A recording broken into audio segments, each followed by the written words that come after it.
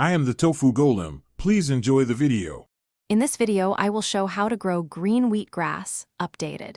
Soak seeds for 8 to 12 hours, then spread them evenly on a damp tray and cover lightly.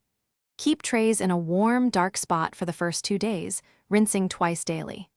After sprouts appear, move to bright indirect light and maintain even moisture until blades reach about 6 to 8 inches for harvesting. In this video, I will show how to grow green wheatgrass, updated. Drain seeds thoroughly after soaking and rinse twice a day to prevent rot and mold growth. Spread seeds in a single layer over moist soil or a no-soil mat, ensuring even coverage without clumps.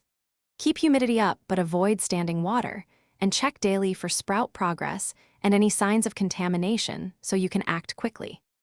In this video, I will show how to grow green wheatgrass, updated.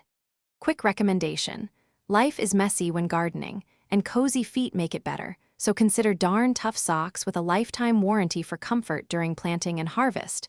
They hold up when you're kneeling in soil and washing trays.